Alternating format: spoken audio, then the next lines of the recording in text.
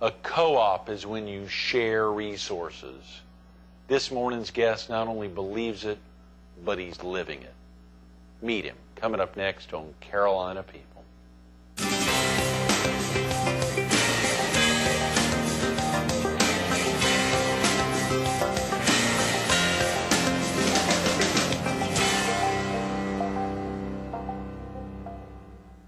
Good morning. Welcome to Carolina People. This morning we're at Collector's Cafe and Art Gallery on Kings Highway between 76th and 79th Avenues North in Myrtle Beach. We're focused on the Myrtle Beach Marketing Cooperative, and we're visiting with its president and the president and CEO of Jordan Properties, Woody Crosby. Good morning, Woody. Good morning. Thank you for coming in early on a Friday morning. My pleasure. Great opportunity all week long thinking about some of the special folks here in the area, and obviously the Myrtle Beach Marketing Cooperative.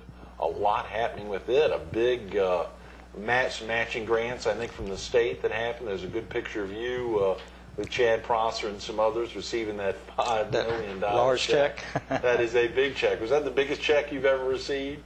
Yes, in that regards, and Yeah. I think it's the biggest check Myrtle Beach has ever received. Is that right? And the good thing about it is I think there's another $2 million that to come. So I think we will this year be able to get $7 million in funds. Is that right? And, now, of course, y'all had to go ahead. The cooperative had to raise $10 million to be able to get the $5. Is that right, or how did that work? That's correct. Right. The private sector puts up $2 for each $1 from the state. Mm-hmm. And the private sector, for viewers who are not familiar with the Myrtle Beach Marketing Cooperative, what prompted it? Was it the opportunity to be able to get dollars from the state that prompted you all to form, or? No, not really.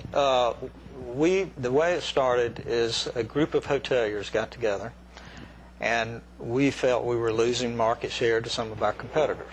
And we just had a meeting to brainstorm about what we could do about that. And the idea came basically to tax ourselves. Many times when government tax you, they take some of that money for the general fund or whatever. If we tax ourselves, we get 100% use of that. At that time, when we decided to do that, the matching funds was not even available or even talked about. So we were going to do it regardless because we felt we needed that money to compete in today's market. And then since that time, we approached our legislators, and they saw the need. We made the offer that we will match $2 to $1 if we can get some funds to help us compete. Right. And we've got a strong, great local delegation. They went and fought for that, we've got $5 million for the state the first year, and I think Myrtle Beach got $3 3.75 million of that. Wow. Now this second year it has gone from $5 million to $10 million, and of course recently we just got a $5 million check for the Grand Strand, and hopefully we'll be able to get another $2 million of that $10 million. That is tremendous, Woody. Now, all these dollars, will all of those go into advertising and the Myrtle Beach area? Where will those dollars be spent? Those dollars will be spent in marketing and research to make sure that we're spending the dollars wisely. Mm-hmm. And so all of that money is going to be able to be spent in marketing. And this is new money. It's not taken away from any existing advertising like the chamber or anything else. It's new dollars. So 2 years ago we didn't have any, and this year we're hopeful that we'll have $20 million to market Myrtle Beach. And you will spread that out over a series of years, or will that all be spent at one time? That'll be in 1 year. Wow. So that will, hopefully next year we'll get those dollars recurring so that it's in the budget and we can make some long-term plans for their marketing. That is tremendous. Congratulations. Wow. So the Myrtle Beach area in general, and of course much of the marketing and even the research there will be focused on just marketing the Myrtle Beach area, or will that be focused on the members of the Myrtle Beach Marketing Cooperative? Not the members at all. Right. For example, our hotels will never have an ad in there. Right. It's all destination marketing. We still, as a hotel, have to spend our marketing dollars to get them into our hotel, but the goal of the co-op is to increase Myrtle Beach visitation or visitors from 13 million to 20 million. Golly, And it takes those kind of dollars to do that. yeah, yeah. For example, we've never had money to spend on television and really have a good internet presence, and that's something that we're really working and focusing on now. And the Myrtle Beach area proper is focused. I mean, the Myrtle Beach area in general is comparing themselves. When you say we haven't had the dollars for television or having a very strong internet presence, a lot of communities do. A lot of communities do. Of course, everybody knows about Orlando, but even areas like Virginia Beach, oh, yeah. they have a tax there, and they probably spend 10 times as much per room in their area as we do. Wow. And so they've been able to do, for a small area, been able to do a lot of marketing, even Gatlinburg, and those people were affecting our business. Sure, and so it was time for us to step up to the plate and the state to step up to the plate and invest in their number one business in the state. What a tremendous both responsibility for the Myrtle Beach Marketing Cooperative to take that on, and for all the brethren and sisters who are not members of the cooperative to be able to essentially piggyback on what you all have done. Is there a goal to continue to add more folks to the cooperative? Obviously, you'd want everyone to be a party to it. Absolutely. It started with the hotels, but now restaurants, the theaters have come on board. Sure. And it's a community effort, and it's going to benefit everyone in every business in the community because we're tourism driven. Yeah. And so it will benefit everyone, and more people are seeing that, and they're coming and joining. That is tremendous, Woody. Congratulations. Thank you so much. A lot of people I know. had a lot to do with that. There's a lot of folks in there. It wasn't just you receiving that check. That's right. Obviously, there were other folks there, and probably a lot more who could have been standing up there with you, receiving that $5 million check from the state. Absolutely. So surely to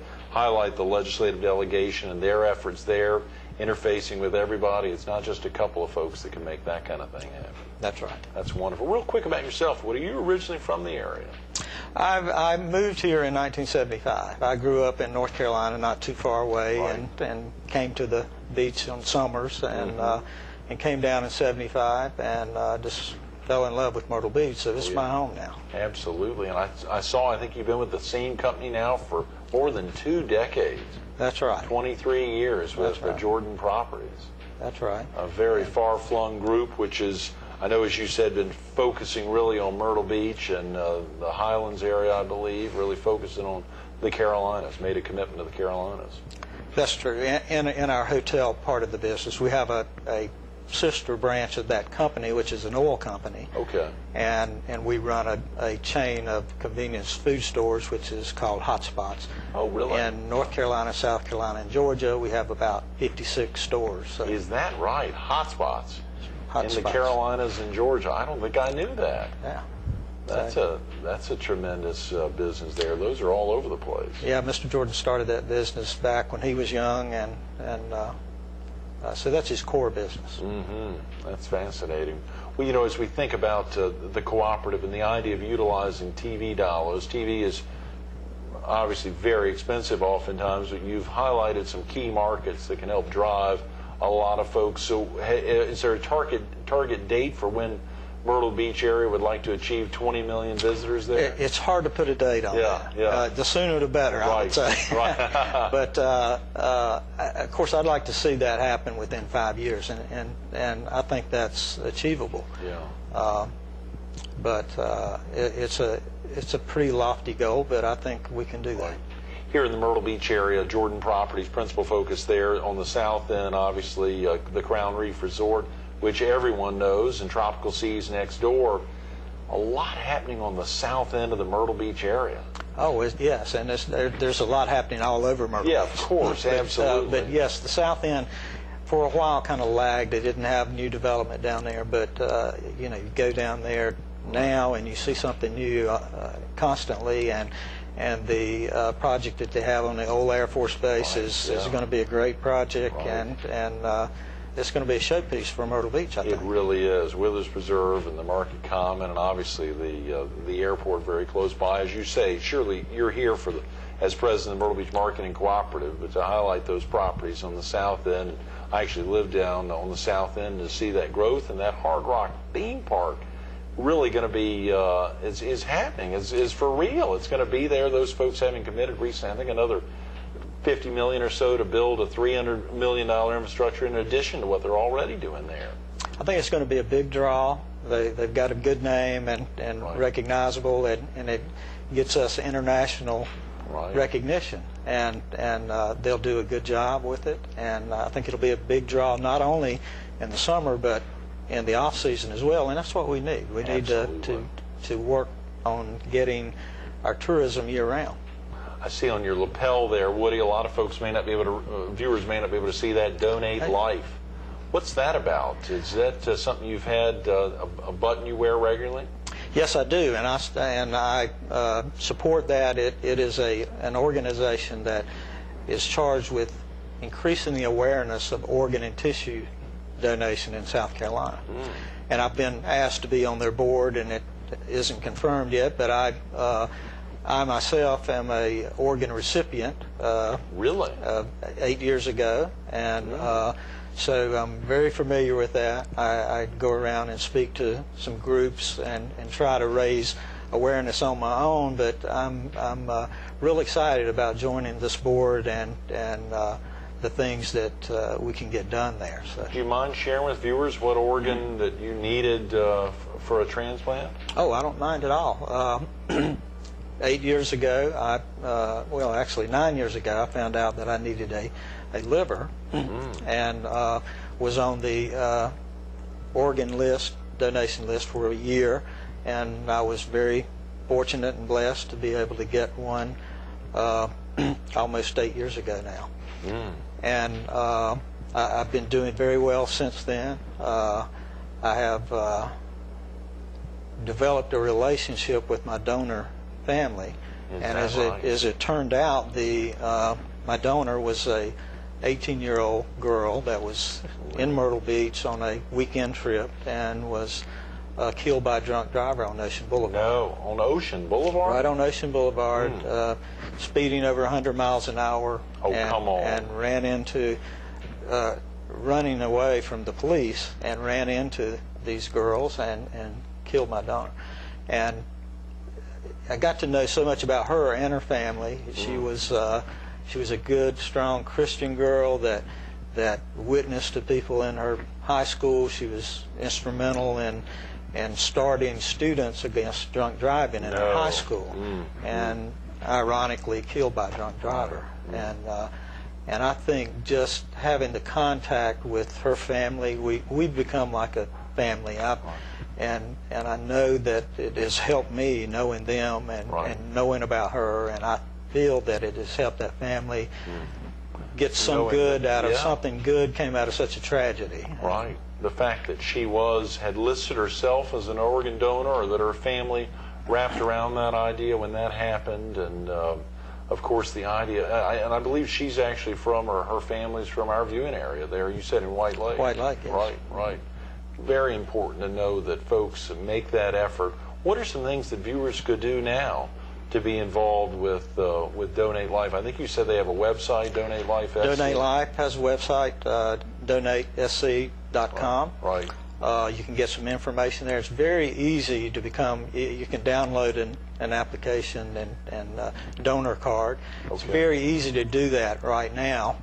But the most important thing is to tell your family, because even if you have on your driver's license that you want to be a donor, the family still has to approve, and so it's very important that you make your feelings and wishes known to your family, so that it makes it easier on them to make those decisions at a very bad time in their life. For viewers who may not understand the significance of the liver, how long could you have gone when you found out you needed to have a liver transplant? Would he, not to be too melancholy early on a Friday morning, but how long could you have gone without that transplant? Not very long. Exactly.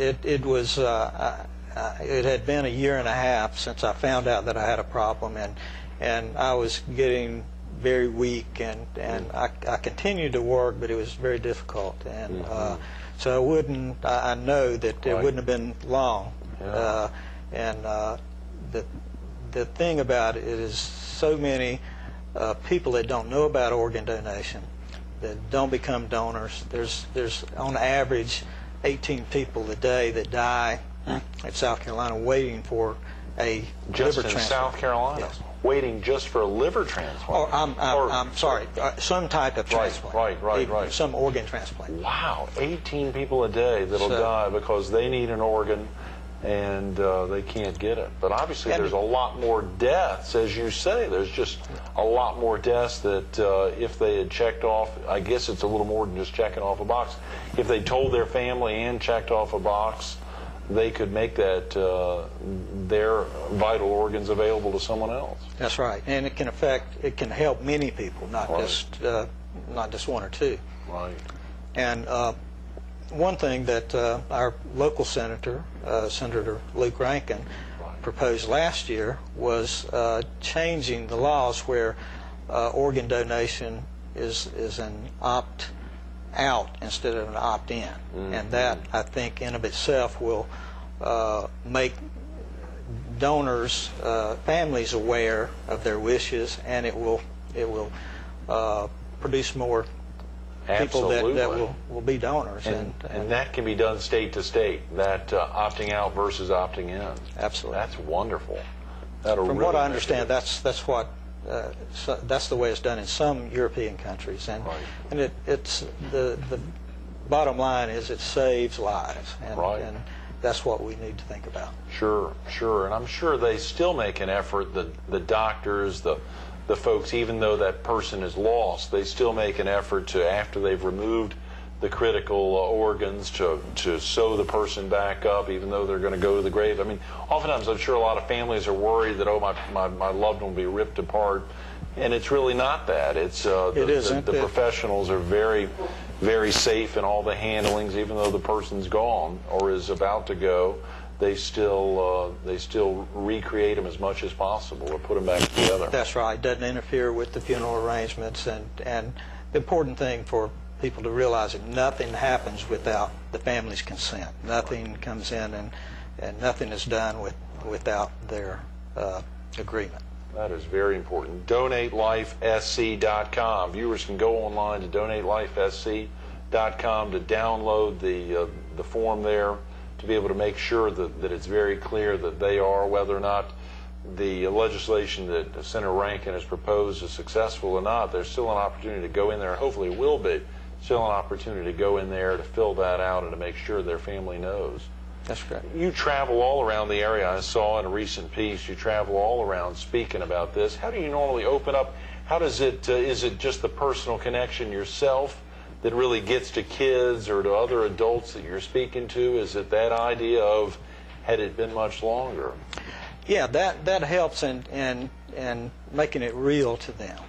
You know, organ donation is something that just isn't talked about very much. So, you know, you don't want to make it depressing, but you have to be honest, and being able to tell my story and draw their interest in helps make the point, I think. And I certainly would not be here today if it were not for that. And there's many people that were fortunate enough to get transplantation and really a new lease on life. Right. And so we just need to move that forward and have more and more people realize that they can help. And hopefully everyone lives a long, healthy life, but we never know. And it's always good to help someone.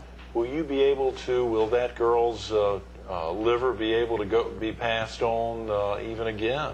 Possibly, you may not have even thought about it. I haven't thought about that, but whether or not, I mean, you could have an impact on someone else who's in your same situation, particularly since she was an 18-year-old.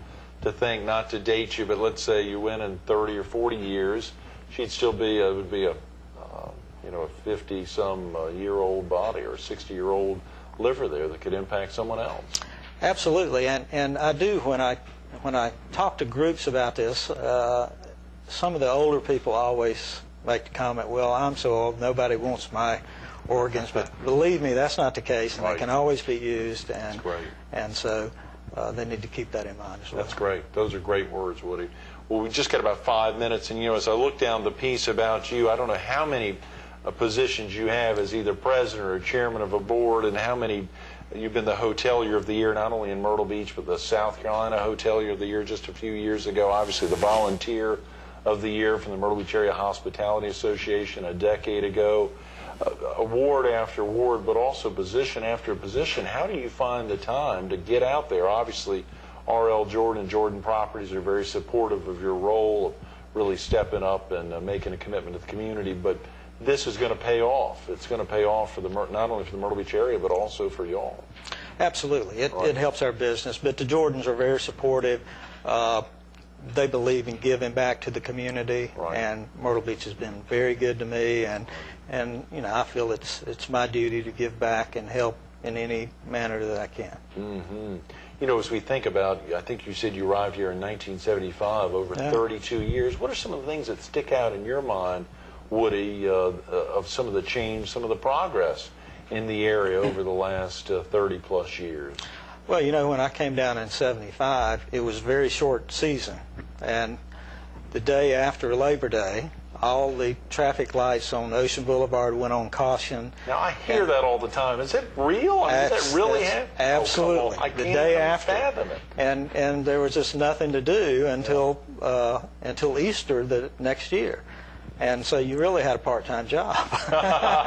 And those are kind of the good years. It was enjoyable, but it's different now. And back then, the people who worked in the hotels, of course, they were out of the job then.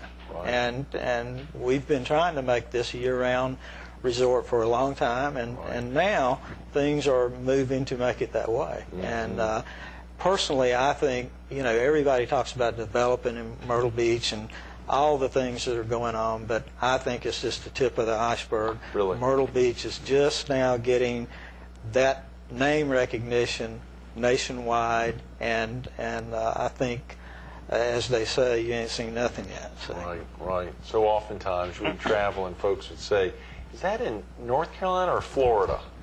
Couldn't be in South Carolina. It was just, where's Myrtle Beach? What part of Florida is that?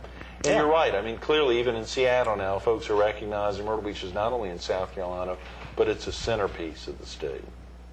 That's right. And we are getting known as where we are, and things like Hard Rock Theme Park coming in will certainly get our name out there more and get us more recognition. That's what it's all about. Aside from your role as president of the Myrtle Beach Marketing Cooperative, clearly that great partnership with the Myrtle Beach Area Hospitality Association and the South Carolina Hospitality Association, along with the Myrtle Beach Area Chamber of Commerce of just a couple of years ago, how has that gone, Woody? It's gone well. It was a big undertaking. The first of its kind, I saw in one of the stories. First of its kind in the country. Right, in America. Yeah. Wow. So it's going very well. It's always better when you can pull together and work together. Right. And we found that time after time we were duplicating services, duplicating efforts, and duplicating dues. And so Myrtle Beach has always been known as a place that people can come together and work together to accomplish something. I don't think that there's any place in the country that would undertake something like the Myrtle Beach Marketing Co-op because it's on a volunteer basis, primarily a volunteer basis. And it's hard to do that in a lot of areas. But Myrtle Beach, back when Golf Holiday got started, that's how that came about. The people here know how to work together to get a job done. And you see the future of the Myrtle Beach Marketing Cooperative much like the 30, 40-year plus future, past of Myrtle Beach Golf Holiday? Oh, absolutely. It's going to be around a long time? I think it'll be around for a long, long time. That's great. Those are great words. Woody, thanks so much for being with us this morning. I'm sorry we've run out of time. Well, thank you. I've enjoyed it. Absolutely. Stay tuned to more Carolina People with Woody Crosby, the president and CEO of Jordan Properties and the president of the Myrtle Beach Marketing Cooperative. Coming up next. Not to take anything away from these amazing groups that Woody's involved in as either the president or the chairman, whether it's Myrtle Beach Golf Holiday or the Tea Time Network, or of course the Hospitality Association of South Carolina, even the Myrtle Beach Marketing Cooperative and their amazing goal of going from 13 million visitors to 20 million visitors every year down here, whether it's 5 years or 3 years or even 6 years out. Their goals are pure, but if you've been sitting here, the real focus for me, and I think hopefully for you, DonateLifeSC.com. DonateLifeSC. Think of that call that he gets from a doctor. Think of that call saying, you know those tests we did, Woody? Sorry, take a second, think about it. Those tests have proved positive. Liver, you need a liver, the transplant there. Think of the tragedy of a loved one, of parents losing their 18-year-old daughter and knowing that something good's going to come out of that. Something good's just like Dr. Remington was talking about early in the week, that idea of something good over time will come out of the loss of a loved one. It was recognized here in the same scenario when the liver transplant call came. Take a look online, DonateLifeSC.com. Reflect on the last 20 minutes here and on someone's life being saved so that he could work for groups like the Myrtle Beach Marketing Cooperative and loved ones around him to make a difference and hopefully someday to pass on that 18-year-old's liver to someone else.